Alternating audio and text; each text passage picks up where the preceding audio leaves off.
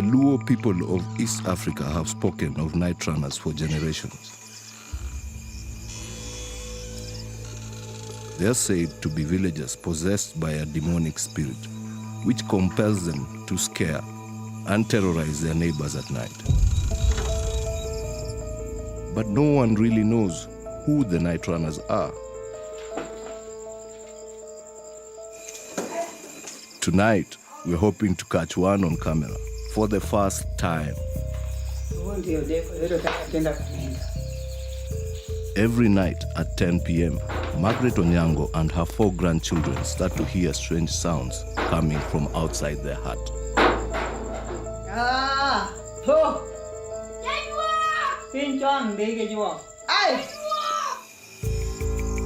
We've placed a secret camera outside her house to try to catch the night runner in action.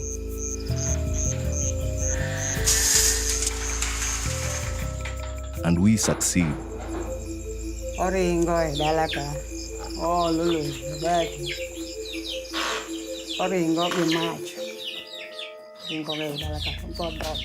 grandchildren are awoken by the commotion.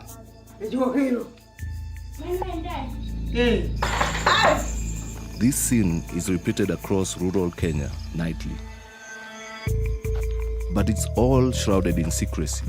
No one even knows how many night runners exist. They don't attack or steal from their target. Their only goal appears to be scaring the neighbors. So who are they and what possesses them?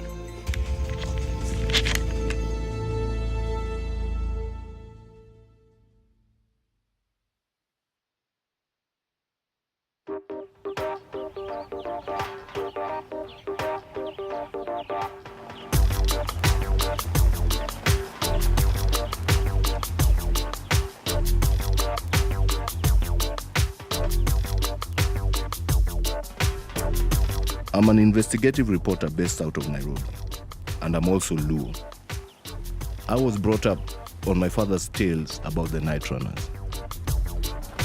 But now I've seen a real one.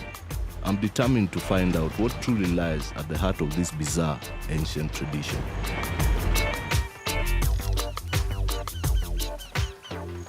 For my people, the Luo, night running is one of their greatest myths.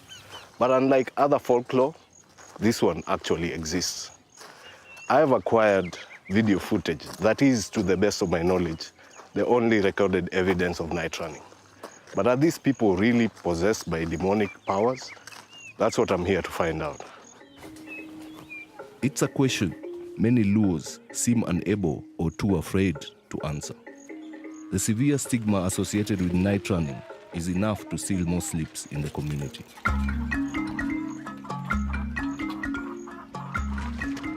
Maybe Margaret, the elderly grandmother whose regular ordeal we filmed last night, can shed some light on why they do what they do.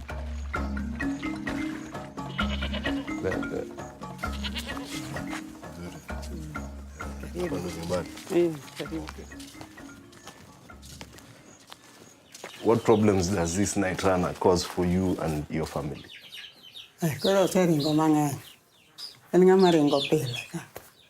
Angato go mabati obuogi kaminenda biro baba nyaki luor samoro nyalo yido seche mang'eny tindo neno buogore gokoko ok genendo okinyi be gedwani gidhi sikul en tich matek. But Margaret seems too frightened to confront the night runner. Kochako yido obuogi owinjo ka dendi buok dendi nyaka buogi otemi luoro moro ma koro kinyal kata buok. Maybe showing Margaret the footage will make her less afraid.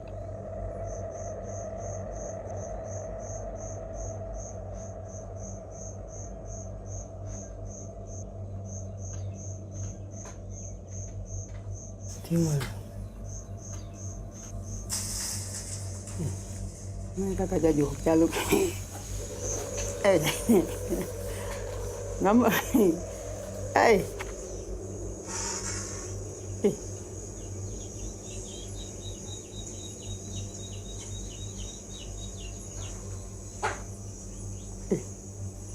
I'm a leech man. Wang you do magara neno kanya nena nena.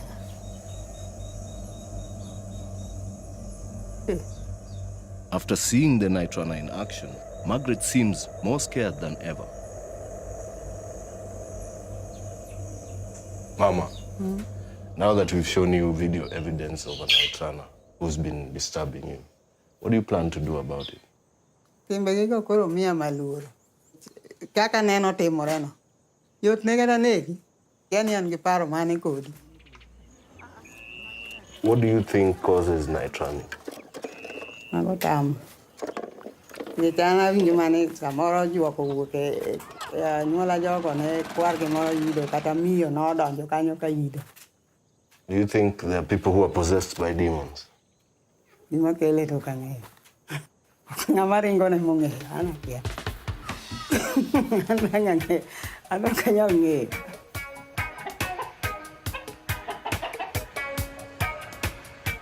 It's very difficult to get night runners to open up about their nocturnal activities.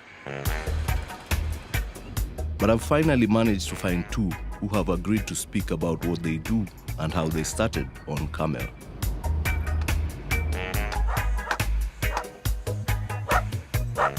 This is husband and wife, Sam Otieno and Grace Awino. They're subsistence farmers who live on the north side of the same village with their 2 young children. I'm hoping this evening they might even let us film them running too.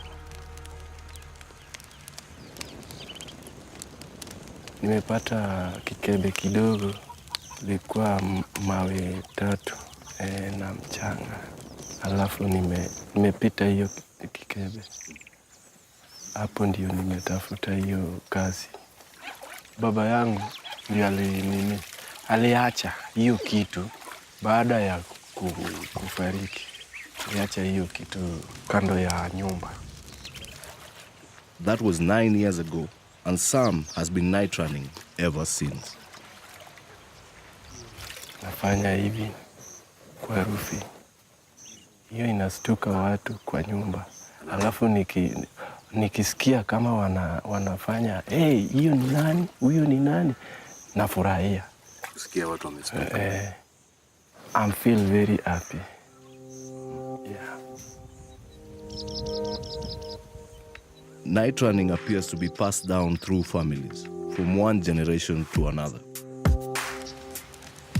But while Sam believes he inherited the spirit from his father, Grace, as an outsider marrying into a night running family, says she was converted. Ilifanyika kama kila siku alikuwa anatokanga, na nikajiuliza, huyu mtu anaenda ngapi ama ako na mama mwingine nje? Instead of coming clean to Grace, Sam chose to lay a small trap at their front door. Nikapata jivu mwingine hapo akifunga na mawe akifunga pamoja. Nilipita kwa mlango. Sasa ikifika usiku nikaanza kumfuata. Mara ya 3 nikaanza kufuata njia yangu sasa. Running solo minimizes the chances of getting caught. So aside from when someone is being converted, night runners say they never work in pairs or groups. Have you ever been caught? Nilishaishikwa na hapo hao walikuwa wanategea.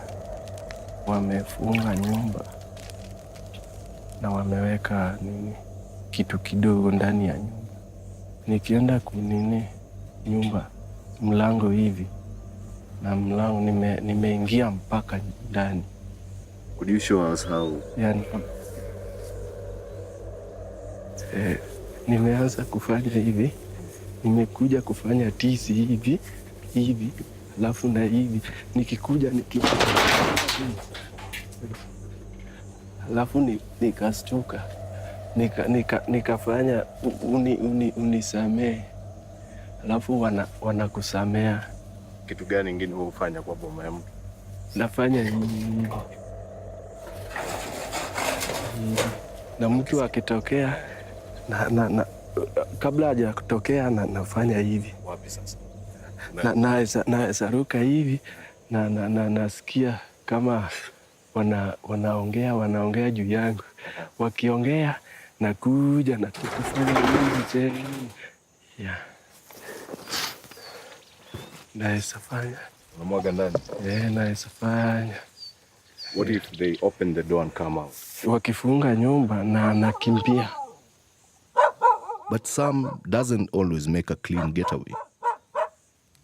It turns out he's been caught more than once, and he's put his family in serious danger as a result. Amenisika mara mbili kwa hiyo boma moja. What did they do to you the second time? Mwenye nyumba mkubwa ananibebea panga. Anataka kukata singo langu. Walikuwa anataka ng'ombe. Cow?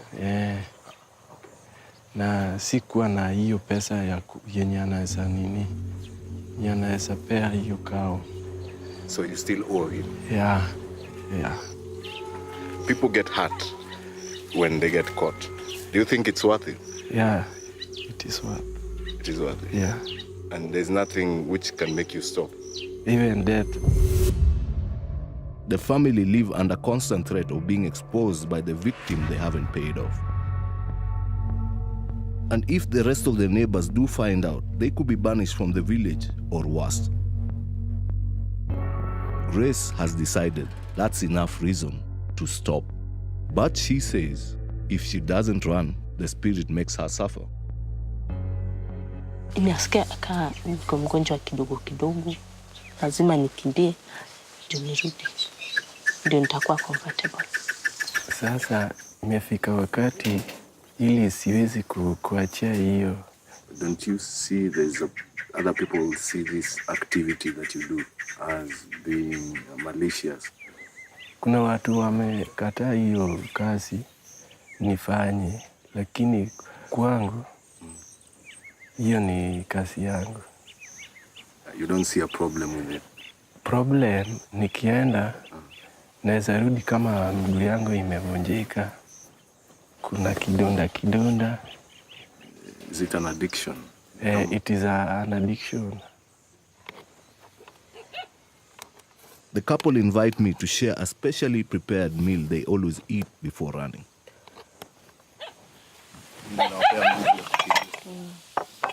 Hii ukikula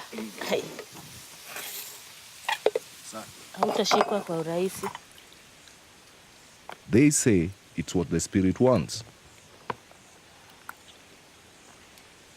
Mimi nahitaji ile baridi.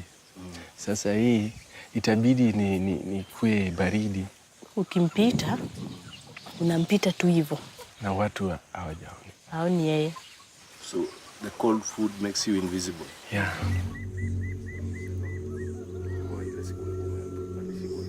After dinner, the couple start to feel the urge to run. Grace allows our camera to follow as she conducts her nocturnal rounds. The night is now pitch black, so we switch to infrared.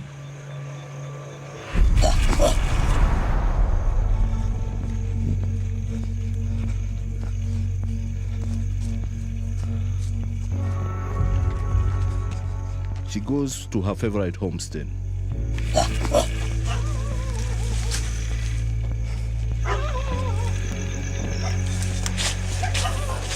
Rubs a stick along the roof.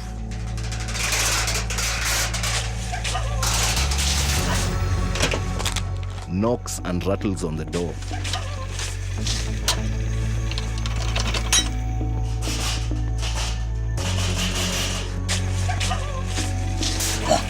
And throws stones and clumps of earth.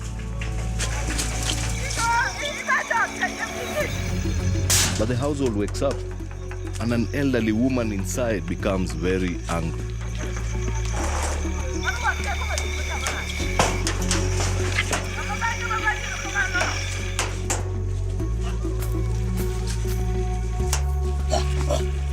Grace beats a hasty retreat.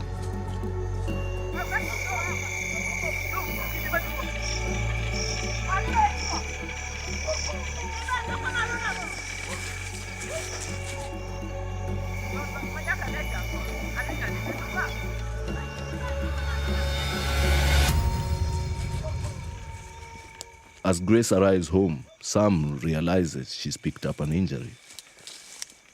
Nikifika huku nasikia kelele za huku, sasa nikarudi mbio. So you're concerned about her safety? Yeah. Niliogopa kama nikisasikia hiyo kelele, niliogopa kama nimedhani kama wao wamesika. Yeah. Ndio nimeanguka. Naisikia uchungu. Mmenipigia kelele. Nakasirika sana. Morali sana. I can see Grace is scared, but I can't help sympathizing with the residents she's harassing. They have the right to get angry when their sleep is disturbed and their property invaded on a near nightly basis.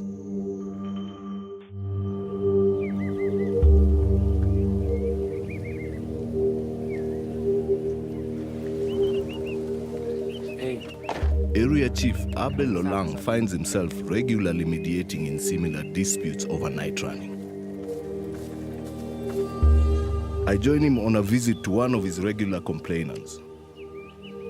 Mama Karen has had repeated cases of night runner coming to disturb her, and at times they've even taken her livestock from where they'd been secured and taken them destroying crops in people's farms in the night. How frequent are night running cases in this area? I received several reports on night running cases, but it's difficult to prosecute them. They don't want to confront the night runners on the table. Why? Cultural beliefs. Some say that if you mention a night runner openly, then maybe your kin will also become night runners. There are no Kenyan laws specific to night running. But in theory at least, practitioners who are caught could be charged with public disturbance or trespass. And trespass, yes. Mama Karen. Mama Karen, akelo ni wendo. Timo maber. Ndio, karibu. Karen, abiro ng'eyo ni to bende ng'at mane iri mane gonyo ni dhiang' mane chandi cha nyaka ne ikel na report cha be osechako duogo kendo. Nyicha gi oduogo machiegni. Koro an nawe nodwa kawo sola mane vitado cha. Kecha winjo ko chalo ng'ama ywa tado kama. Ma penjo ni mano ng'a. Koro kamenyo toch kama gi ote gi to kachaka winjo. Jajuok nitie kendo giide style mopogore opogore. Nitie ma ololo, nitie manyalo kawo kata chieth dhiang' madir kuomi kama ininde. Jajuok no okawo kudho modhi ochwo thundi dhiang' minyiedho. Maka kiny piny ruto kimako thundi dhiang' to dhiang' ywaka ywaka. Oira nikech koro ang'ama dhako an ka kenda jajuok nyalo iri ma piny maki. What I've noticed, there's a tendency of mostly widows who don't have a man in the house at night are the ones who are targets. Those are the reported cases? Yes. According to my personal observation, yes.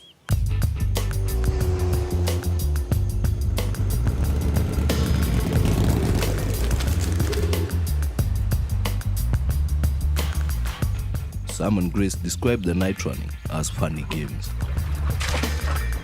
But to other villagers, particularly elderly widows like Mama Karen or Margaret, they cause fear, harassment, and anger. And sometimes those emotions boil over into violence. Something Samuel Odoyo knows all too well. He wants to warn Sam and Grace to stop before it's too late. Mimi nilikuwa night runner.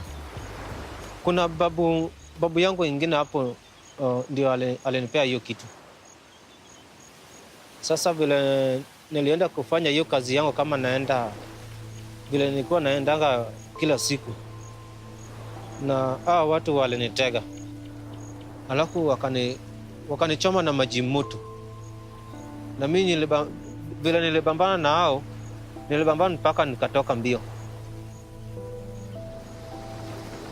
Rather than seeking medical attention, Samuel's first thought was to preserve his secret life from the rest of the village. he ran home and set his own house on fire. Nilikuwa nataka watu wasijue ni nini ilinichoma. Sasa wakipata nyumba inawaka na moto hapo, watasema huyu jamaa ametoka kwa hii moto, ndio maana amechomeka. For Samuel, losing his house was a better fate than his family being kicked out of the village, or worse, if he was fully exposed. To show the couple how bad it can get, he is willing to reveal the full extent of his injuries. Hii ndio nilikuwa nimeumia. Hii ndio vile niliumia.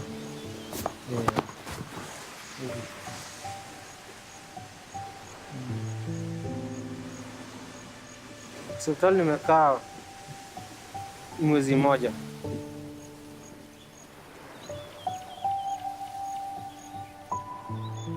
Ukichaki dieti yake wangu. Nsanipo ka dieti kendo. Nyaka wang chunya to gombo ni mondo adhi. To kanyal dhi nikech pod an gi rem.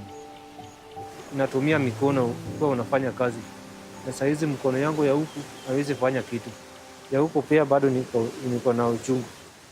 Mimi vile naweza kuwaambia sasa wanaweza kuacha vile bado ni wazima, hawajapata majeraha vile mimi niko nayo.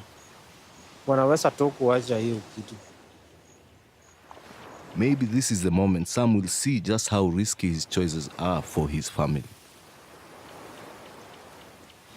Now that you've seen a consequence of night running, it will help you make a decision to stop. Kama kichuna yani mimi kwanza nilikusema hiyo ni kazi yangu. Siwezi achia. Uone ubaya. Acha tu akimbie peke yake, ninaye niwache. Nimesikia uchungu sana. Nikimwona akitoa shati lake, nikiona kidonda lake. Mpaka nikajiuliza, je, ingekuwa mimi ningeifeel aje? Na at the same time niko na watoto. Sasa hii hawezi enda kazi na ako na watoto, ako na bibi. Si vizuri kabisa. Badala tuachane na hiyo kazi kabisa. Mimi naona niko peke yangu. Kila mtu atabeba mzigo wake mwenyewe sasa.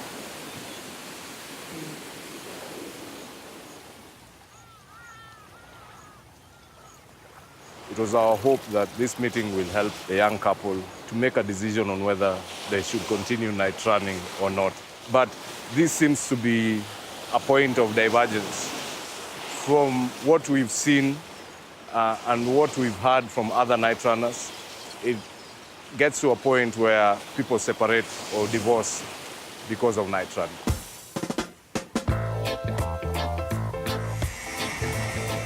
Grace seems committed to stopping now, but many night runners appear unable to quit.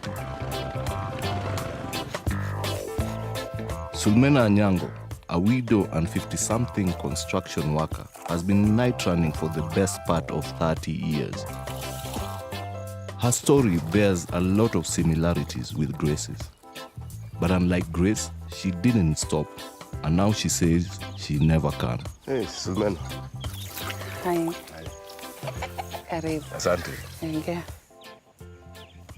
Tuambie, tell us, when did you become a night runner and how? Nimekuja hapa kuolewa na nimepata tu kwa bwana yangu. So you found your husband doing it? Yeah. How did he make you become one? Si ametoka tu, anaanza tu kukimbia. Ananiacha anaingia tu, anakimbia hivi. Sijui anafanya nini na mimi nimefuata tu nini hiyo. Na mapenzi ilikuwa inashikana. Kuna mpenda sana. Okay. Sasa nimefanya tu vile kitu yeye anafanya. Wakati nimeanza sitaki tu mtu ajue, lakini sasa nimejua. Kila mtu amejua na ati mimi ni anatrana. Sasa siwezi kuficha. What do you do when you run? Nimekimbia, nimechukua tu vitu zangu ziko tu hapo. Sasa nimeweka tu pale. Alafu nimechukua chupa, nikaenda tu nikakojoa. Nikachukua tu hiyo maji, nikamwaga tu hivi. hivi. Akifanya tu hivi nimesikia tu kama nimekuwa tu na raha. Uko na raha? Yeah. Sana. Sana. But there's one thing that still plays on Sulmena's mind when she's running. To right na ko joka. Tikech samoro jalo kata ndega. Yeah. Ingia ndani. Sulmena's urine fetish sounds like a way to make the experience more extreme. Perhaps over time, night runners need to take ever greater risks to get their thrills. Night falls and Sulmena begins to feel the urge to run.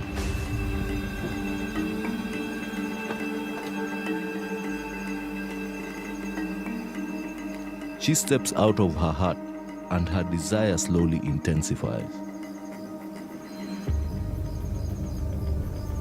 Si nimesema tu akikuja, nimestuka tu mara moja.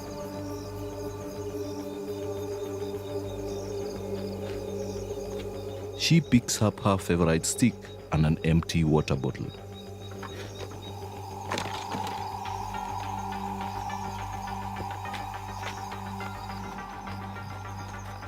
Then she begins to run towards neighboring homesteads.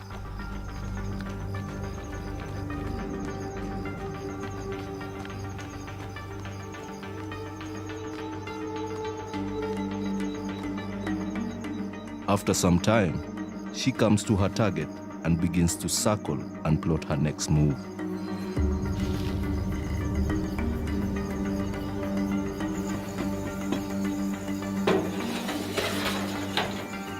She rubs her favorite stick along the roof, a ritualistic warning to her victim before she sprays their house.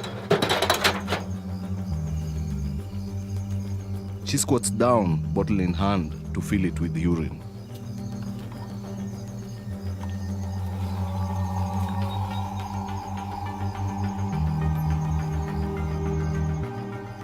Then, just as she's making ready, a man emerges from the house, swinging a machete.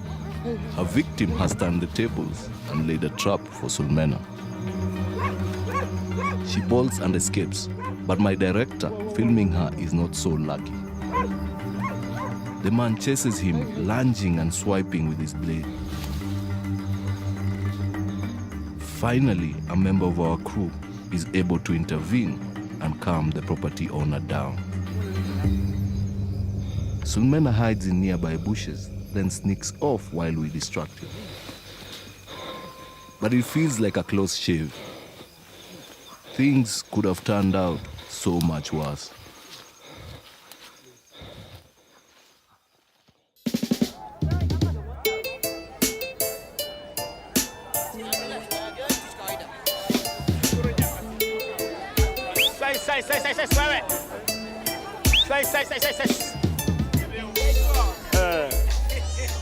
It's clear Sam and Grace are taking terrible risks every night they run. And Sam remains convinced he can't stop. But there might just be another option. There's a man who wants to save night running from being outlawed by turning it, believe it or not, into an official sport. I've seen him in recent reports on television and in the national press. I am a hero like other heroes. So I'm the first elected president of night runners in Kenya, in East Africa, and in the world. Jack Songo claims to be the president of a National Kenyan Association for Night Runners. He says he can protect both his members and the public by providing a controlled space for those afflicted by the curse to let their inner demons out. He's even demanding that the Kenyan government recognize and fund the association. Mr. Tom, how are you, my friend? You are around here? Yes, I have. Good to hear. I'm pulling this wheelbarrow in this market. Okay. But I thought the president should be sitting back and watching over. Yes, I'm the poorest president in the world, my friend. The poorest president in the world. In the world, I'm the poorest in president. I am elected like other presidents, but I'm staying in a hard life, my friend. Hey, there you are. By day, President Songo carries goods for customers in this busy market. Amareja jo kwa do mera amosi. Dr. John Gongher. Jackson. Yes, You're very well known. yes. I'm a famous person. You're a famous person. Yes, I'm a national figure. Yes. How old were you when you started? And how long have you been doing it? Around 17 years old. From 1992 there up to now. What do you do when you night run? We are jumping, we are dancing, and we are operating some wild animals. We have a giraffe there, elephant, a crocodile, and buffaloes. We tame them. Also, this our area. We have so many types of hyenas and leopards in this area. I've seen some strange things with Sam and Grace. Perhaps some even stranger with Sulmena, but nothing like this. Yes. So you ride on hyenas? Yes, we are operating them. We are operate them. When was the last time you rode a hyena? Like last night. Last night? Yes. To what purpose? To entertain, for just entertainment. Can you show us you riding hyena? We can wait until night, not now. So you'll show us how you ride a hyena tonight? Yes. Jack claims that under his leadership, the Association of Night Runners has actually outlawed the kind of activities we've seen Grace and Sam engaging in. Now, in this our new constitution, knocking the doors and the roofs, now it is out of the law now. You cannot operate it like now. He believes the only way to keep night running alive is to get the Kenyan government to officially recognize his new form of the activity as a sport.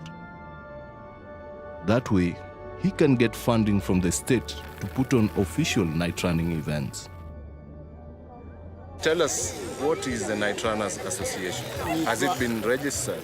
I am still fighting to get our recognition, but the Kenya's government cannot recognize this, our activities. They give you reasons. I wrote a letter to the former Minister of Sports, Art and Culture. I wrote a letter to his office. Did you get a response? I cannot get any result from them or from that office. I'm hopeful this association could provide Sam with the outlet he still clearly needs. But I'm starting to doubt if Jack could have managed to get enough other night runners to sign up to his leadership and new constitution. How many members do you have? How large is your network? I was elected by 1.3. 1.3 yes. million votes. Yes. So you want to claim that 1.3 million night runners gathered and yes. voted for you? Yes. In different counties. Different counties? Yes. Is there a membership fee? Yes. It is 5,000 now, non-refundable. Now, 5,000 times 1 million, that's 5 billion. Yes. And yet you're pushing a wheelbarrow in the market. Yes. Jack claims to be presiding over an organization bringing in annual membership fees of over $50 million. I am not convinced, but I am eager for night to fall. He's promised to put on a display of his new form of night running, including breathing fire and riding on a hyena. We arrive at a field he describes as the Night Runner State House, just as the president and 3 colleagues have got a fire going and appear to be warming up.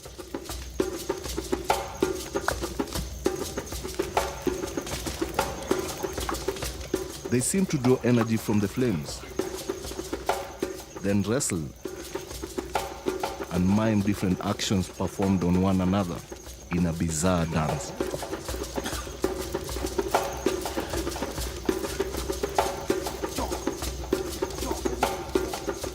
Suddenly, they switch to a sports warm-up.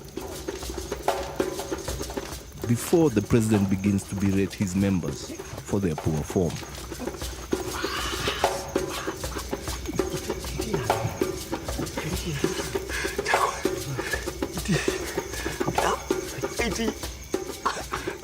That provokes a burst of laughter.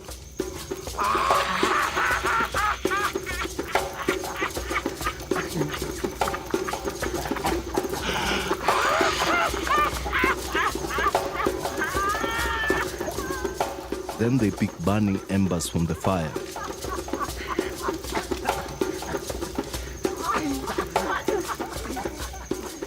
And launch into a series of games that revolve around chasing one another or wrestling over a calabash. It's all quite strange and not much like night running at all. Next, they pretend to make one another drink from the calabash, despite the fact that it's empty. It's an odd blend of the sporting and spiritual, and if I'm honest, I can't see it taking off.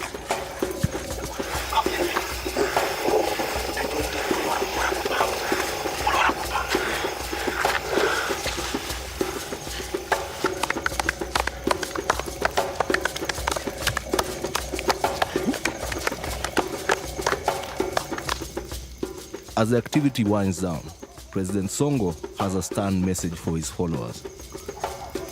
As from today onwards, I don't want anybody to go to knocking the somebody's doors and somebody's roof. That's the out of the law now. I'm talking as a president. Yes. They seem to be having fun, but it doesn't look like a serious solution for night runners like Grace and Sam, who say they are struggling with an addiction. And I'm also disappointed that Jack hasn't delivered on what he promised to show us. The whole concept he's trying to push through about night running being a sport and its membership of 1.3 million or 2.6 million seems to be a fantasy. Also, he said he will show us running with the hyenas. But when we came here for demonstration, none of that is evident. I don't think this is a solution for many night runners who want to quit. It's clear that actually quitting night running is Grace and Sam's only option if they want to protect their family. But on my return to the village, it seems that despite vowing to quit last time I saw her, Grace's urge to run has just been too strong. Poa. Nini mbaya? Mguu ni uchungu. Niliumia. Kienda kwa kazi yangu ya kawaida. Ni ile mguu ulikuwa umeumia juzi? Sasa ni hapa. Tawe pia unaweza angalia. Kifura. Unaweza ona. Yote imefura. Na hapa pia imefura. You can see it's different from this one. Nini ilifanyika? Hiyo siku nikazurura kidogo, nikafanya kazi yangu. Sasa nikifika kwa mlango yake nishaanguka hivi. Kumbe alienda kwa choo. Sasa kwenda kwa choo, kumbe alikuwa ananiona. Akanigonga hivi ngumi, alafu akanishika hapa. Akanigonga hapa ngumi. Si unaona? Unaweza ona? Hiyo ni ngumi yake alimfanyia hivi. Kaambia unataka kunifanyia nini? Kaniambia I want to rape you. Nikasema unisamee. Kaanza kunitoa mangu. Sasa nilikuwa na nguvu nyingine hapo, nikamrusha chini. Kishamrusha nikatoka mbio. How does this experience make you feel about night running now? Naona niache hiyo kazi kabisa. Siitaki tena na siipendi. Ni hali nipata kwake, anasema anataka mbuzi ama kondoo ndio achane na hiyo story. La si hivyo, atanichukulia hatua nyingine mbaya. Has he given you a deadline? Aliniambia hiyo kitu anaitaka kesho ama kesho kutwa. Nikamwambia ni sawa, nitajaribu venye naweza. Are you afraid? Yeah, I'm afraid.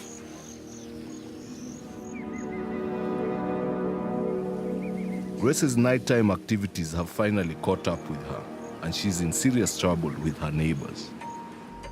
If the situation escalates, her whole family could be driven from their home. But she doesn't want to report the case to the police. All I can do is help her get treatment for her injured leg. We drive to the nearest town and arrange an appointment for Grace with a local medic. Unajua nimekaa sana, sasa imekunjana. Imekunjana sasa, unajua kikanyaga chini hivi. Jaribu stress kwa nguvu. Sam has been looking for work in town and joins us at the clinic. Shortly before, clinical officer Joash Olang invites Grace in for a consultation. Ulikuwa na shida gani? Nilikuwa na shida kwa mguu. Kwa mguu. Mguu nini kwa mbaya? Nimevunjika. Imevunjika? Okay. Na what happened? Ulikuwa na shida nini tende? Nilikuwa nakimbia usiku. Ulikuwa nakimbia usiku? Ndio nikapata hii accident. Okay. Nikaanguka chini. Ukaanguka chini? Okay. Grace is clearly nervous about disclosing too much. As a night runner, she's used to keeping her activities secret, and it takes a lot to talk about them in this public setting. Any other place? Kuna mali tena uliumia? Niliumia hapa, nikapigwa ngumi. Okay. Hebu nione. Okay, sawa. Unaweza shika usikie? Ni hapo. Ni hapo. Okay. Unajua ukipinya hapo? Na hapo pia inauma. Ni hapo ndio inauma sana hata kushinda hapa. Okay. Hii magoti. Kuja angalia huko mgongo. Mgongo? Walikuwa wananichapa na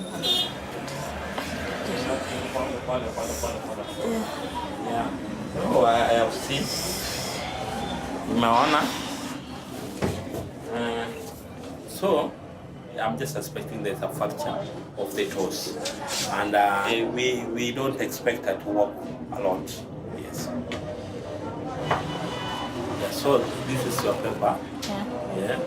You'll go to where they give the injection. Yeah. They'll give you this injection. Yeah. It's a relief to hear Grace's injuries are not too serious, but next time she may not be so lucky. While she gets an injection to bring down the swelling in her leg, Mr. Olang tells me Grace is far from the first night runner he's treated. These are common injuries with these people who normally run at night. I've just treated many people who have been beaten. Yeah, people have sustained injuries. You say night running in Homa Bay is a public health risk? Yeah, because it is happening in so many. It is so many, but people do not tell the truth. Outside, I catch up with Sam. It seems he's finally having a change of heart. You want to leave the nighttime activity? Then I say, I want to leave because kila saa si ati sisi sote tunaenda. Because kama mimi naumia mkuu yangu, pia yeye anaumia. Hakuna mwenye atapika na watoto. Hakuna mwenye atafanya kazi kwa nyumba. Sasa naona kama tuwache. This is a turning point for Sam and Grace. Sam now wants to quit night running. Grace was determined before to quit, but her latest injuries have convinced Sam that their nightly activities are a danger to their family and to their well-being. They seem determined, and I am hopeful Sam and Grace can now avoid ending up badly injured like Samuel Odoyo, or trapped in an endless cycle of night running like Sulmena.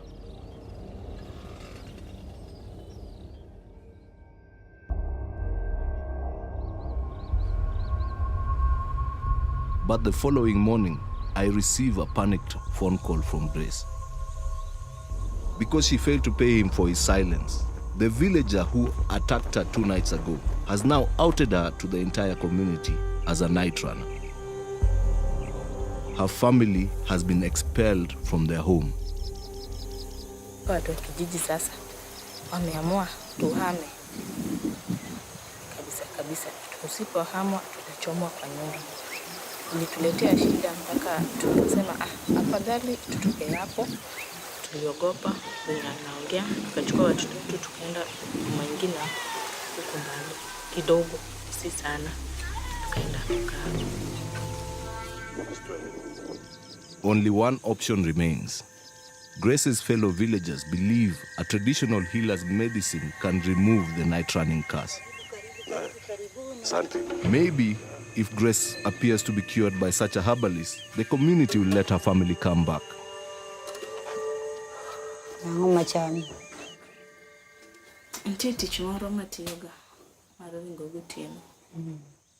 To ere gimomiyo koro gik ni nyaka to goli nigo. Ketho na dak gi dogwe. Okay, nade. Isethiedho ji adi? Asethiedho dhano malaro dhano 10. Kama nakwongo chako thiethogo. Nyara ne juoko mako kachuore. To kae to yadhni ne kwarwa mane thietho kode, koro nachako temo godo nyara. Awinjo. Koro ento tindo kuthie. Tindo koidi. Samoro nyalo thiedho ng'ato dwe achiel to gino weye kabisa. Koro kaka imedo chamo yath, kaka gino be medo weyi. What does the treatment do to rectify whatever happened to them? Gicho chalo kaka saitan. Koro mane gima golo kuome. Before the ritual can begin, Grace pays the herbalist's fee of 6,000 shillings or $60 US. Kete mesa. Koro kathiedhi achungo. Koro ma. Ma ikete umi. Ywa ber korach.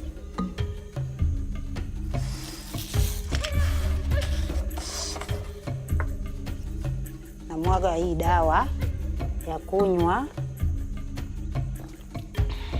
Anakunywa dawa.